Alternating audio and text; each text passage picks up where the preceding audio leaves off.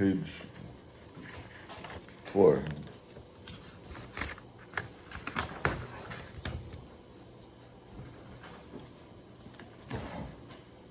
Just to recap,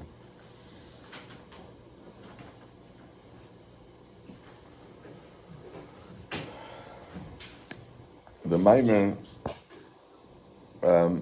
is explaining a pasuk in Shir Hashirim. That's it would say that the Divrei HaMaschal, the beginning of the Maimer, is the address of the Maimer. Address? The address of the Maimer is the beginning of the Maimer. In other words, the Maimer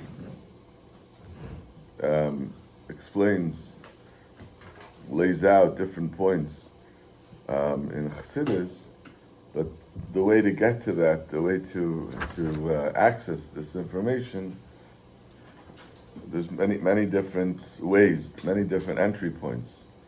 So the Maimer is like an entry point to those ideas.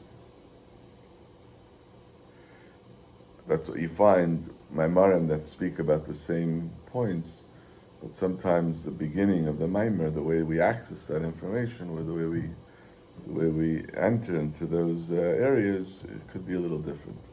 So this Maimer accesses the information from a pasuk in Shir Hashirim. But as we said last time, the noise.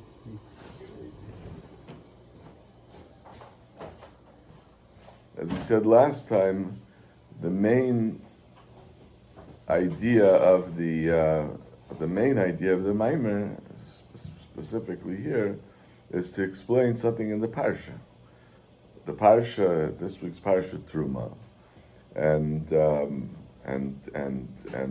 talks about the building of the Mishkan.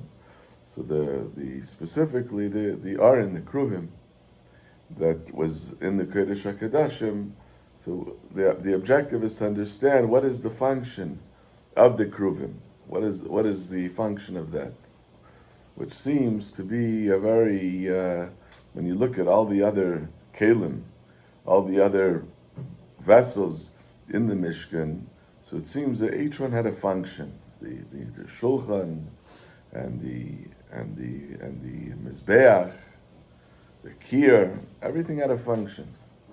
The Aron also had a function. The function was that it held within it the Torah, the luches, shivrei luches, the man. But the kruvim seems to be this, which was a major part of the Aron, needs understanding. What exactly is the function of the kruvim? So the Alter Rebbe here approaches that point, and to understand that, he approaches it from a pasuk in Shir Hashirim.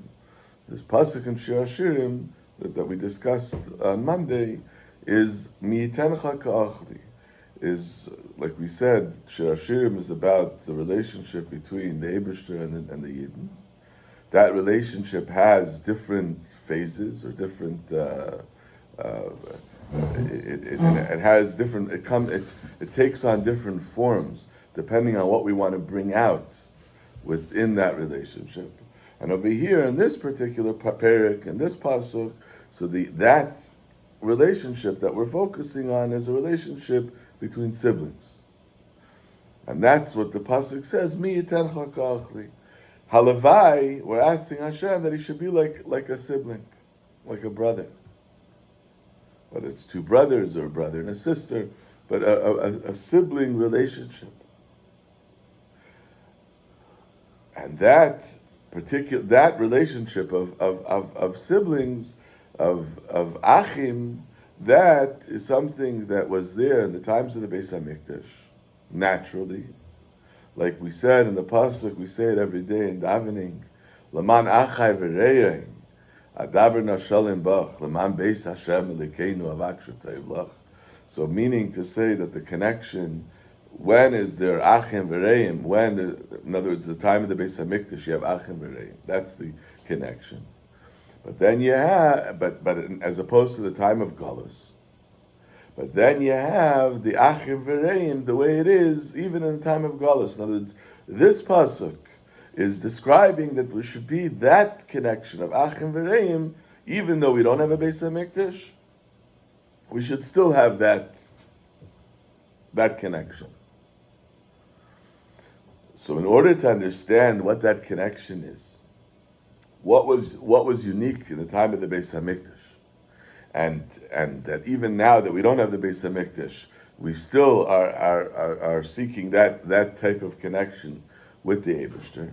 So that's what we explained. So the idea of Kruvim, in other words, Kruvim is the embodiment of that Achim V'Reim connection. And once we understand it, then we can understand how that is accomplished, even though there is no Beis Hamikdash. That's the gist of the Maimer. To accomplish being like brother and sister without a Beis Hamikdash? Yeah. But wouldn't we want to go back to marriage without a Beis Hamikdash to bring Geula? Marriage is a different. This is not precluding marriage. Okay. As we said on Monday, there's different types of relationships. Right. Over here, we're talking about there is a relationship of marriage, there is a relationship of siblings, and there's a relationship of parent and child. Mm-hmm. We're not one is not precluding the other, right? We know you can't marry your sister, but that's in Gashmias. But over here, with the Eibishter, each one of these is Shlomo Melech is using to illustrate the relationship with the Eibishter, to bring out a different aspect of the relationship. Right? So we can't get confused with the way it is in a physical sense. So in order to understand the Kruvim, so the Alter Rebbe, another point which is important to bring out when trying to unpack and understand the Kruvim is the function of the Kruvim. We said before that each thing had a function. The function of the Kruvim we find very interesting.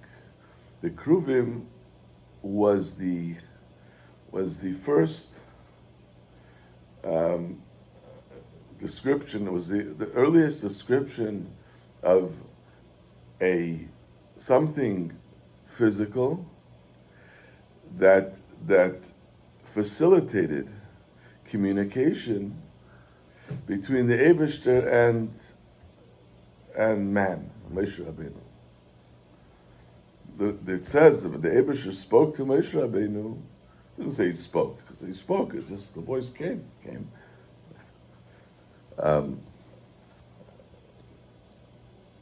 It says specifically that it manifested. It came through the Kruvim. So the Kruvim. So we see here a reference to Kruvim being that tool through which the voice emanated. And they made it from gold? Gold. Gold. Yeah. So through gold, the purities can come out. Not silver, not wood or anything. Only gold. Well, yeah. Purity. That's the Kruvim. The Alter Rebbe, we focus on different. When we look at the Kruvim, there are different characteristics, and each one shares light on how it was through that there was this communication, that the manifestation of the voice of Hashem. So in the Kruvim itself, there's different characteristics. The first characteristic that we focus on is that what's most glaring, in a sense, which is what were the shapes of the Kruvim. Right? Not what it was made out of, but what was the shapes of it. So what were the shapes? So we learned yesterday on Monday that the word Kruv is a face, it's kiravya, which is a face of a young child. That's what the Gemara says. We find actually two characteristics. Number one, we said it was the face of a young boy and an elderly, an adult and a child.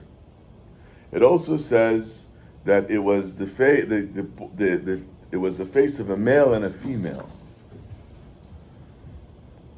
Now, Who? what's The that? the child and the adult, who was who? Who do you think? I don't know. I don't want to guess. The male, the adult was the male, and the child, whatever that means, was, in other words, I don't know exactly with a child. It's hard to tell if it's a boy or a girl if it's just the face, right? But whatever it is that had that characteristic, and when we learn Chassidus, so we know the male and female is the mashpia and the mekabel, the giver and the receiver, right? So here too you have the mashpia being referred to, the idea of male and female, or the adult image, elderly image. That's the Adam Gadol, or sometimes it says the Ape Ravravi is the larger face, meaning the mature, more developed, the adult, and then you have the Ape Zutri, the face of a young child. So that's the characteristic of the kruvim that illustrate, bring out this connect, that the fact that the kruvim, it's through the kruvim that the voice of the Eibishter travels, the voice of Hashem travels to Moshe Rabbeinu.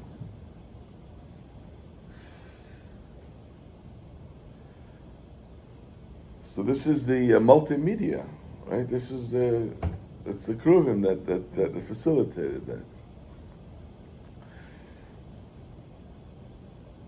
Another characteristic which the kruvim have, that it was all made from the kapiris. You took it says that Moshe Rabbeinu took a big piece of gold, and it had to be carved out. It wasn't like Rashi says, like the welders, you take different pieces and then you put them together. It all emanated. It grew out, so to speak, of the kapiris. So that's another characteristic of the kruvim, which is also important in understanding what the function of the kruvim were. And then there's a third thing, that there were wings of the kruvim, and those wings it wasn't spread out sideways, but it protrude upwards. It hovered over, which is a third. All these characteristics. Those wings moving, or No. It was. We're talking about the way it appeared. Yeah. Now you also have another interesting point. The Gemara says that the faces that we described of the kruvim, they were facing each other. Now the pasuk uses the word ki ish alachiv, like a man to his brother. Now how that fits, if we say it was a girl, so then it would mean that it was ish alachiv just to describe the fact that they were facing each other, but not describing the actual characteristic of that. But anyway, so these are the characteristics of the kruvim. So in order to unpack all of that, in order to understand what's behind these characteristics, so the first thing the Alter Rebbe focuses on is the idea that it's pnei adam, that it's a face of a man. What's the concept of being a face of a man? That's the first point, and then we go further.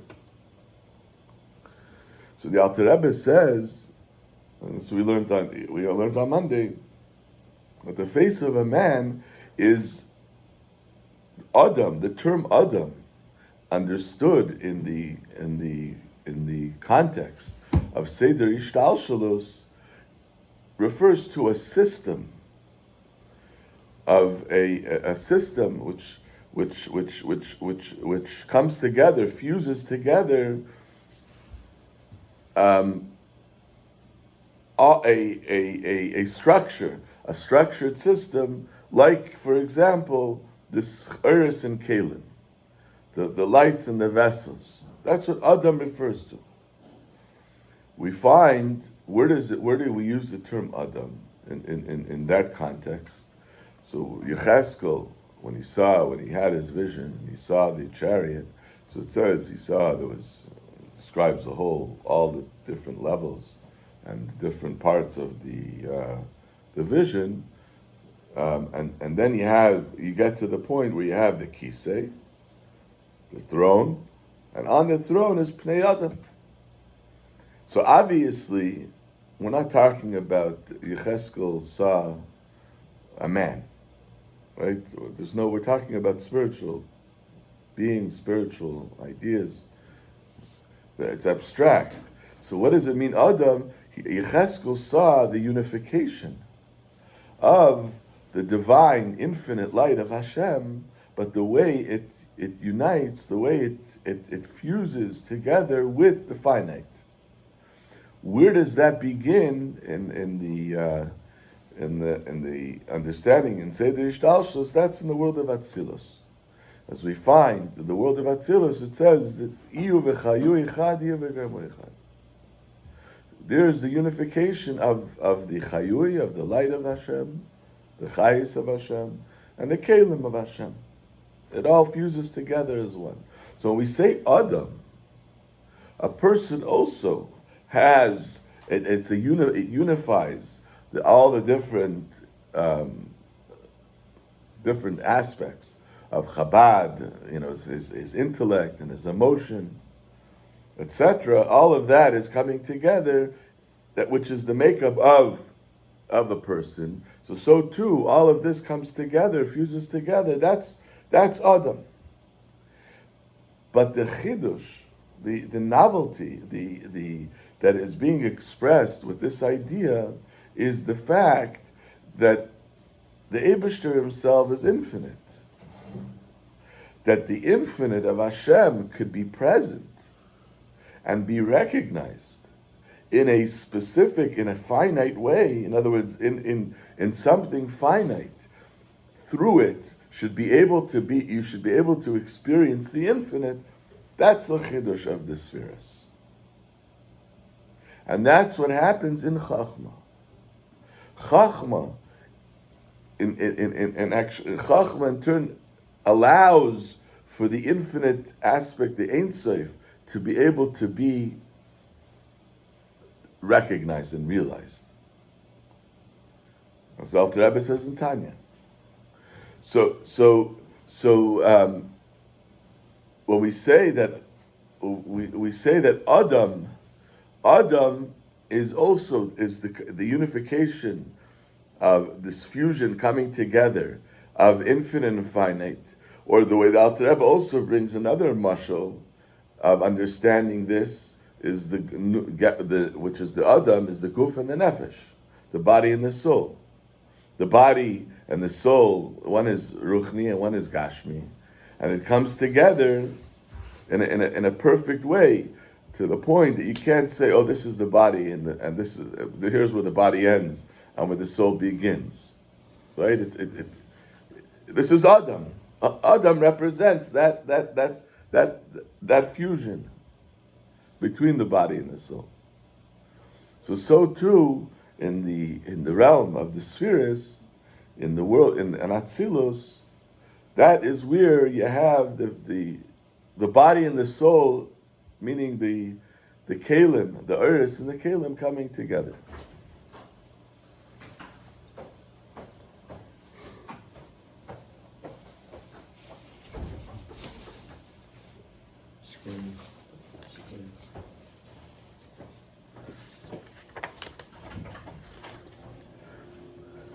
So that, and where Torah also is referred to as Chachma.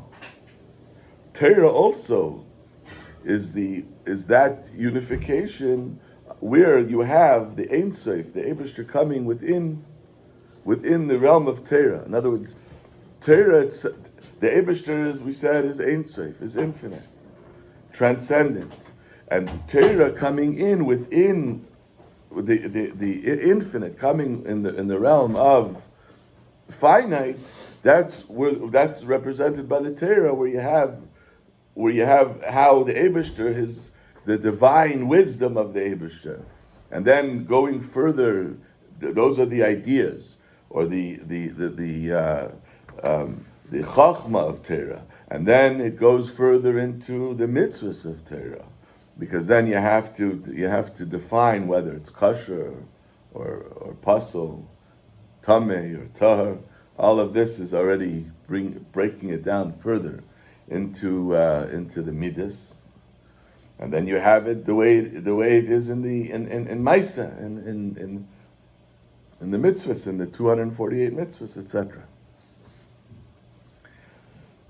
So, in the same way, that's what the kruvim also are. The kruvim are this embodiment of face, Adam, which is connecting the infinite with the finite,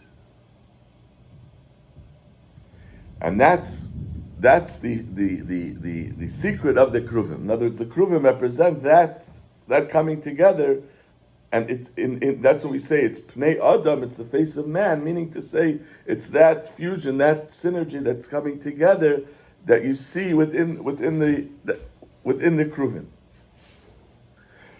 But within that itself, you have you have two faces. That would be enough with one face. Two faces represents the coming together both of the Eibishter, meaning to say the way it is from above to below, so the way it comes unrestricted, the flow from the Ein Sof into the world, into Atzilus, and then you have the way the world, meaning to say the way finite ascends to receive that infinite aspect. So that's the two kruvim, because this connection is coming both milamayla lamata and milamata lamayla, from above below and from below above. Okay, that's where we're up to now. Let's see, page 4, the second paragraph. When the Kerubim talking, both same time they talking to Moshe Rabbeinu, or No, it says individually?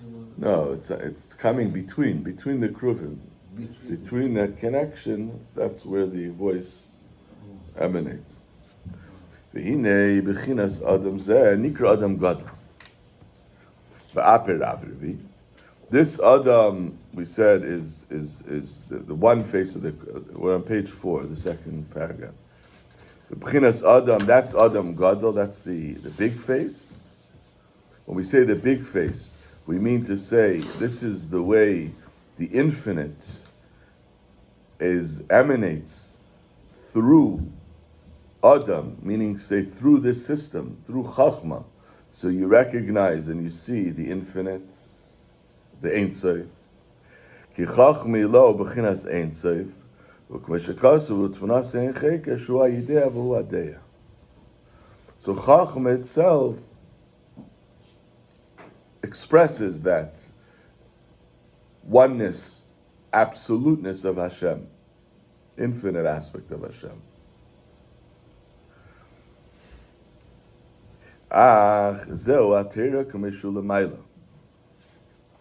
So if we just had one of the kruvim, then you wouldn't have. It would be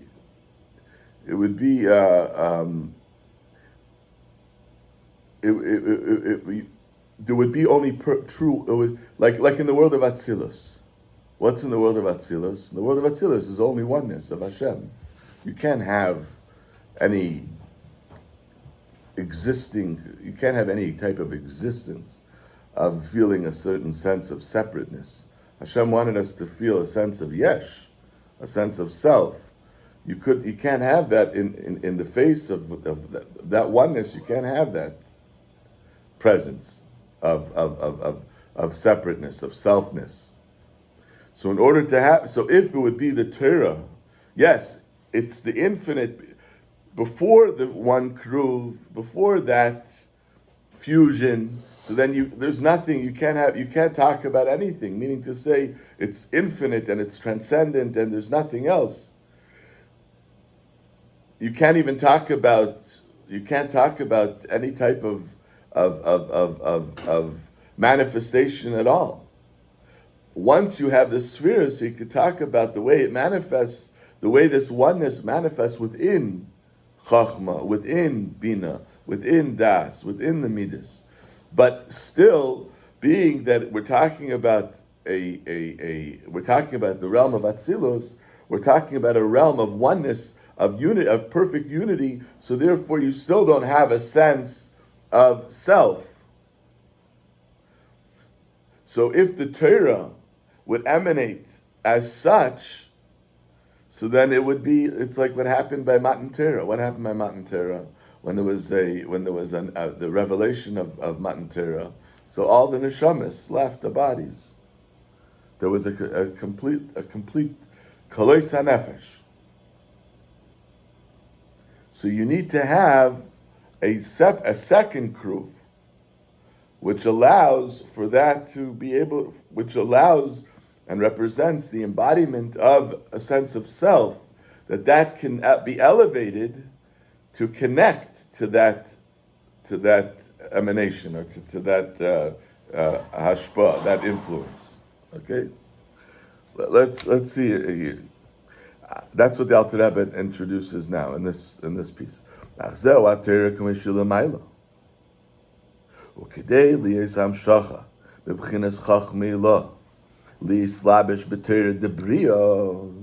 order that there should be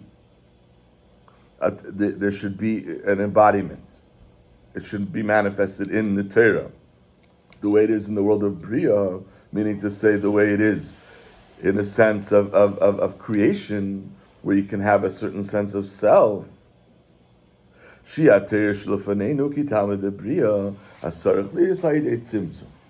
the only way that's possible is through tzimtzum. And that's what Chazal mean when they say tzimtzum shchinasei bein badei ha'arin. The Eibishter contracted his shchina between the two poles of the arin.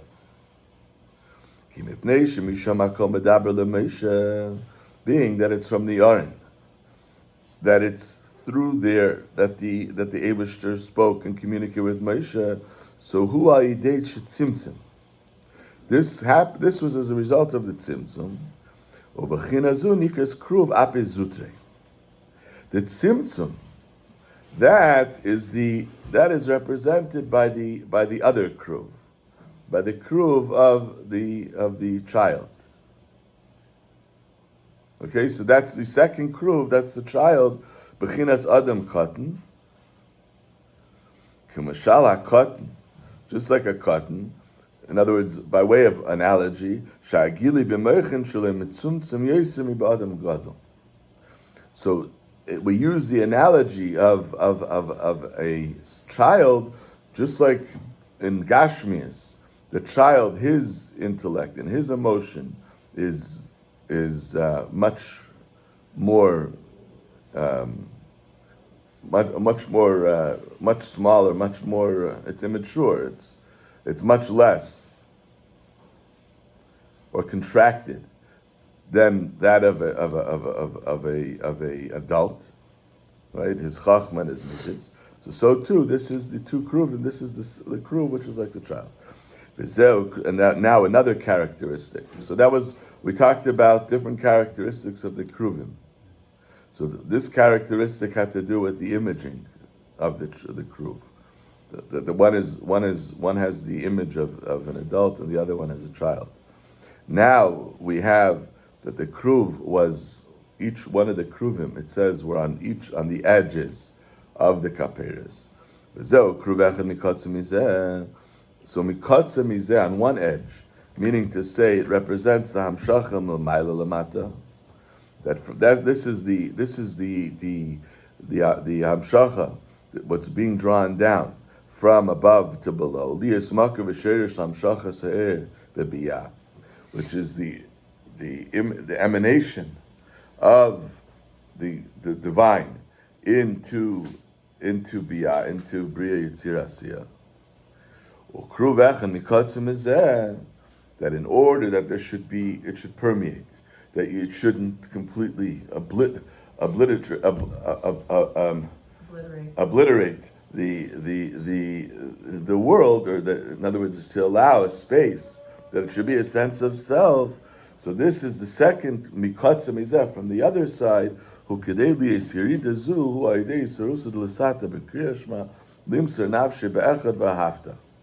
So in order that you should be able to have space for that, to be able to connect with the divine in that way, so you have to have from the other side the mesiras nefesh. Mesiras nefesh is the selflessness, the potential of selflessness that we describe in Shema. And then the Alter Rebbe says, Shema Yisrael, this is through the Shema Yisrael. What Shema Yisrael is listen, to meditate. His boinen, Ech Havaya Echad, Ani Havaya Leshanisi. So he's thinking about the fact that the Eibishter, the oneness of Hashem, and the fact that the Eibishter transcends anything finite, which means that there's no change. Rak Shomer V'Haya Elam Kihut Siva V'Nivro V'Kula Kamei Kalei Chashiv. He created everything, but the creation happened not in a sense of automatically, but not automatically. We mean to say that it didn't bring about any type of change to the Eibishter. He didn't have to he didn't have to be involved. It just happened. It's like by way of a mashal. Something just happened, so it doesn't bring about any change in that which caused it to happen.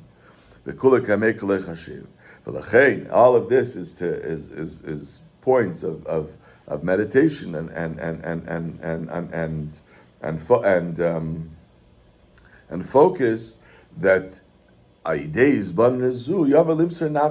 so he realizes the Shema Yisrael, he's focusing on it. He's realizing that brings him to Mesiras Nefesh, the Im Chalei Chafatzti, Nikras Knesset Yisrael Kala, and that's why Knesset Yisrael is called a Kala. Kala l'shen Kleis Nefesh Imata L'Mayla. The whole idea of Kala is to seize, to want to seize to a higher place, which is what takes place as a result of this Yizbanis. So this is one kruv mikatza. One kruv is from one side, the other kruv from the other side. That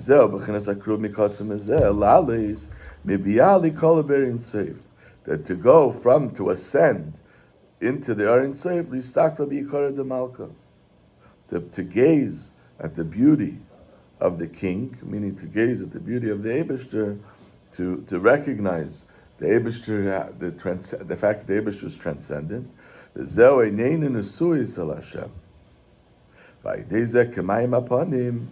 then this brings about the mayim apanim, the reflection is nimshach milamayla gamkin eni Hashem lekecha ba. This brings about the eni lekecha, that the Eibishter descends. So this kruvim, this relationship that is described with the kruvim. So it's from one side. This represents the infinite aspect of the Eibishter, the Ein Sof, coming into this structure of the spheres. But nevertheless, there's the unity that is present, which doesn't allow for any sense of self whatsoever. Then you have, but in order that it should actually penetrate within the world, within Bria, So you have to have the isarusa de lasata, the arousal from below, which that is to recognize that the Eibishter is transcendent, and being that and by recognizing the Eibishter is transcendent, so that brings about a sense of wanting to be Meiser Nefesh, wanting to give yourself completely. And then we said the other characteristic is that the kruvim were made from the kaperis.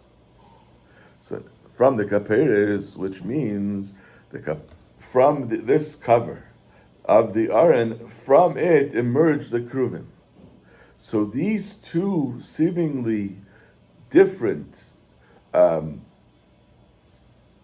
approaches or a different direction. One is milamayla lamata, in other words, the Eibishter is descending, and one is the Eibishter is ascending. The one is we are ascending, but that allowing that we should be able to connect to that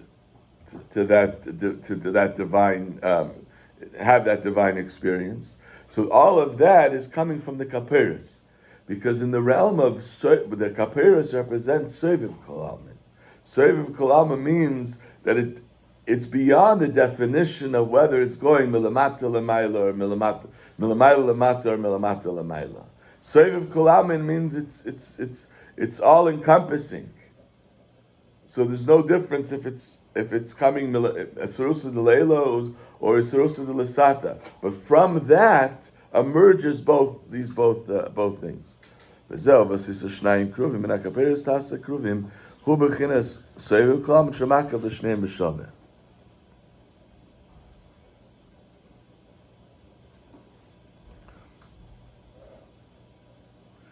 other words, in order to be able to have that synergy, that connection between this milmayla lamata and milmata lamayla, is because the Eibishter is not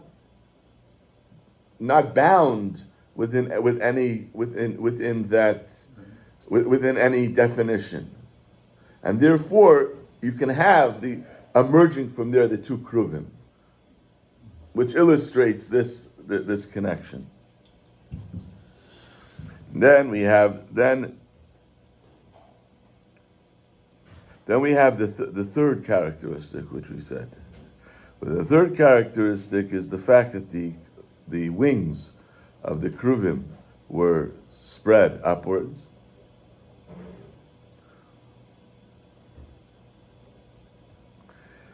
And I'll just say outside, the idea of the wings being spread above, that has to do mainly with the ascend. The idea of the wings, as we know from other places in Chassidus, so the wings represent the love and fear that we display when we daven. The wings we have by angels, it says they have wings. What do you mean they have wings? Obviously, there's no physical characteristic by an angel, but the wing it's a way of analogy, just like wings. A bird soars with its wings, flies to high places. So too the idea of a wing is to ascend to a high place. So the wings of the kruvim represent the ascension that takes place during davening. So the davening, this is we're ascending milamata l'mayla, from below above. This is through the wings, and this facilitates or allows for that connection to take place that is represented with the kruvim, the divine dissemination and the ability to receive that coming together in a perfect way. That's what the kruvim. And Alter Rebbe is going to say that's all the time, and that's when we had a Beis HaMikdash. Now we don't have a Beis HaMikdash. We're asking for that connection, or we want that connection. Where is that accessible? Where is that available? That's when someone learns Torah. When someone learns Torah, so he has that perfect connection, that perfect unity that takes place between the one who's learning Torah and the Eibishter and Hashem. And then the pasuk continues that even that's for someone who's the whole time he's able to learn Torah.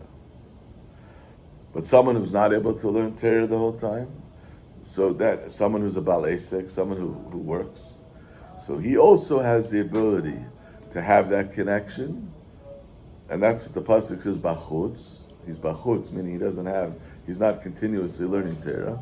He also is able to have this kiss.